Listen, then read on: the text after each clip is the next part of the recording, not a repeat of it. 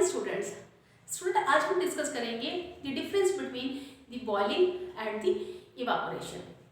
तो student, boiling जो होती है वो एक साइंटिफिक फिनोमिना होता है।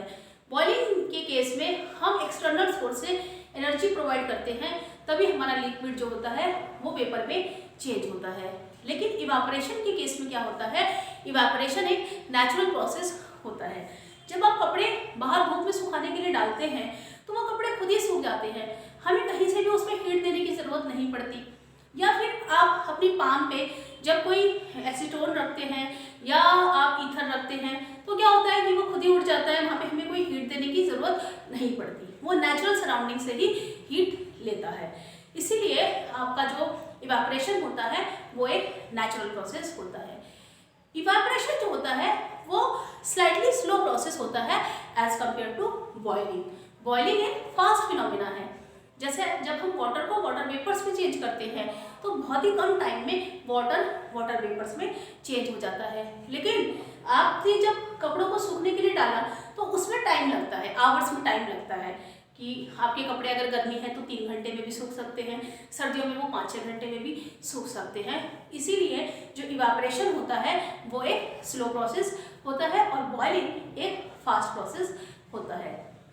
स्टूडेंट, जो बॉइलिंग होती है वो एक बल्क फिनोमिना होती है और जो इवापोरेशन होता है वो एक सरफेस फिनोमिना होता है। कैसे होता है? जब बॉइलिंग होती है तो आपके पास जो लिक्विड है, all the particles of liquids are participating in case of boiling. Boiling में लिक्विड के जितने भी पार्टिकल्स होते हैं वो सारे पार्टिकल्स जो होते हैं बॉइलिंग में पार्टिसिपेट करते हैं। और बॉइलिंग जो होती है वो बॉटम से स्टार्ट होती है। बॉटम पे आपके पास लिक्विड है, जैसे ही आपने हीट प्रोवाइड की तो क्या होगा, ये लिक्विड गर्म होना शुरू होगा और धीरे धीरे धीरे धीरे ये वेपर्स में चेंज हो जाएगा। तो बॉइलिंग कहाँ से स्टार्ट हुई? बॉइलिंग हमारी बॉटम से स्टार्ट होती है और टॉप तक जाती है और फिर वाटर वेपर्स बनती हैं। लेकिन जो हमारा इवेपोरेशन प्रोसेस होता है, इवेपोरेशन प्रोसेस कैसे स्टार्ट होता है? इवेपोरेशन में आपके पास जो लिक्विड पार्टिकल्स होते हैं वो कुछ इस तरह से होते हैं और इवेपोरेशन जो होता है वो यहाँ से स्टार्ट होता है। सरफेस के जो पार्टिकल्स होते हैं वो अपनी सराउंडिंग से हीट लेते हैं और उनकी काइनेटिक एनर्जी इंक्रीज होती है और वो वेपर्स में चेंज हो जाते हैं। जब ये सरफेस के सारे पार्टिकल्स वेपराइज हो जाते हैं तो नेचुरली एक नई सरफेस जनरेट होती है और फिर उस सरफेस के पार्टिकल्स क्या करते हैं, सराउंडिंग से हीट लेके वेपर में चेंज हो जाते हैं और ये प्रोसेस चलता रहता है और यहाँ से स्टार्ट होके ये इस डायरेक्शन में चलता है। तो आपके पास यहाँ पे लिक्विड था और यहाँ पे आपके पास वेपर है, इसीलिए इवापोरेशन एक सरफेस प्रोसेस कहलाता है। स्टूडेंट, बॉइलिंग के केस में जब कोई लिक्विड वेपर में चेंज होता है तो वो अपने बॉइलिंग पॉइंट पे चेंज होता है। बॉइलिंग पॉइंट टेम्परेचर जो होता है हर लिक्विड का फिक्स होता है। जैसे वाटर के केस में वाटर का जो बॉइलिंग पॉइंट है वो 100 डिग्री सेल्सियस होता है। जब हम वाटर को गर्म करते हैं तो धीरे धीरे धीरे धीरे उसका टेम्परेचर इंक्रीज करता है और जैसे ही वो 100 डिग्री सेल्सियस पे पहुंचता है वाटर में बॉइलिंग शुरू हो जाती है। लेकिन इवापोरेशन के केस में ऐसा नहीं होता। इवापोरेशन प्रोसेस में भी सेम लिक्विड जो है वो वाटर में चेंज तो होता है। प्रोसेस में क्या हो रहा है, लिक्विड से वेपर ही बन रही है, लेकिन बॉइलिंग पॉइंट टेम्परेचर से बिलो टेम्परेचर पे वेपर्स बन रही है। तो हम ये कह सकते हैं कि जो इवापोरेशन प्रोसेस है वो well below boiling point temperature होता है। अगर हम बबल्स फॉर्मेशन की बात करें तो जो आपका बॉइलिंग प्रोसेस होता है, बॉइलिंग प्रोसेस में बबल फॉर्मेशन होती है। जैसे ही वाटर को आपने हीट दी, वाटर गर्म होना शुरू हुआ, धीरे धीरे धीरे धीरे उसमें छोटे छोटे बबल्स आने शुरू हो जाते हैं और जैसे ही वो बॉइलिंग पॉइंट टेम्परेचर पे पहुंचता है वो बबल धीरे धीरे वेपर्स बन के उड़ने लग जाते हैं। तो जब भी बॉइलिंग होती है, बॉइलिंग में हमेशा बबल्स फॉर्मेशन होते हैं because the vapour pressure overcomes the atmospheric pressure. लेकिन इवापोरेशन के केस में क्या होता है, there is no bubble formations because the vapor pressure is lower than the atmospheric pressure. Vp is vapor pressure and AP is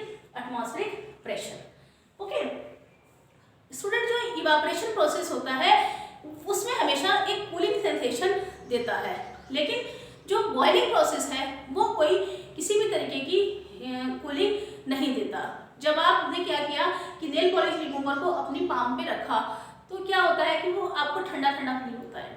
क्यों होता है? क्योंकि वो जो लिक्विड है वो आपकी ही बॉडी से हीट लेके वेपर में चेंज हो जाता है, और जब वो आपकी बॉडी से हीट लेके जाता है तो आपकी बॉडी को ठंडा फील होता है।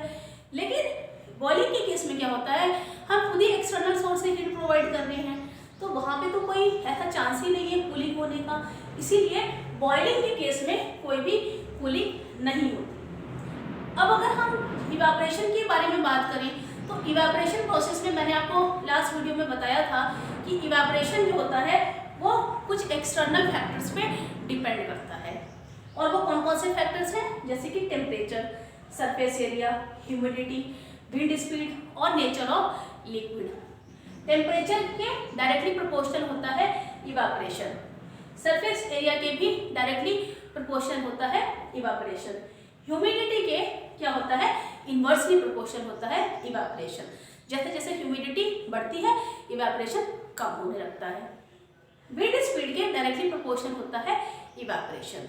और जो नेचर ऑफ लिक्विड मैंने बताया था उसमें मैंने बताया था कि जो लोअर बॉइलिंग लिक्विड्स होते हैं, जैसे कि आपका मेथनॉल हो गया, एल्कोहल्स हो गए, आपका ईथर हो गया, ये क्या करते हैं, इनका बॉइलिंग पॉइंट टेम्परेचर जो होता है वो बिलो 100 डिग्री सेल्सियस होता है, और ये बहुत ही कम टेम्परेचर पे वेपराइज हो जाते हैं और कूलिंग सेंसेशन प्रोवाइड कराते हैं। जो ईथर होता है वो हॉस्पिटल्स में भी यूज़ किया जाता है, बहुत ही माइनर सर्जरी में यूज़ किया जाता है, जहाँ पे डॉक्टर्स को कुछ सुन करने में यूज़ करते हैं डॉक्टर्स, जहाँ पे आपकी बॉडी को थोड़ा सा सुन करना होता है, वहाँ पे ईथर यूज़ किया जाता है। ठीक है, तो लेकिन जो आपका बॉइलिंग प्रोसेस होता है, बॉइलिंग प्रोसेस किसी भी तरीके के एक्सटर्नल फैक्टर्स पे डिपेंड नहीं करता। आपने कभी भी नहीं सुना होगा कि जो बॉइलिंग है वो ह्यूमिडिटी पे डिपेंड करती है या विंड की स्पीड पे डिपेंड करती है। ठीक है, तो ये जो सारे फैक्टर्स हैं ये मैंने आपको बता दिए। एक और इम्पॉर्टेंट चीज़ है कि इन दोनों का इंडस्ट्रियल एप्लीकेशन क्या होता है। जो आपका बॉइलिंग प्रोसेस है ये इंडस्ट्री में यूज़ होता है, और ये कहाँ पे यूज़ होता है, ये आपका यूज़ होता है फ्रैक्शनल डिस्टिलेशन में, और पेट्रोलियम इंडस्ट्री में, केमिकल इंडस्ट्री में, डिस्टिलेशन कॉलम्स में ये बॉइलिंग यूज़ होती है। इवेपोरेटर्स जो होते हैं फूड इंडस्ट्री में यूज़ किए जाते हैं, फार्मास्यूटिकल इंडस्ट्री में यूज़ किए जाते हैं। फार्मास्यूटिकल में जो इवेपोरेशन प्रोसेस है वो यूज़ होता है basically to remove the moisture from the drugs, या फिर आपको लिक्विड्स को कॉन्सेंट्रेट करना होता है जहाँ पर, वहाँ पर इवेपोरेशन प्रोसेस यूज़ होता है। और इवेपोरेटर एक इक्विपमेंट होता है जिसकी हेल्प से ये इवेपोरेशन जो है इंडस्ट्रियल इवेपोरेशन किया जाता है। तो student, here I wind up my lecture. Thank you so much.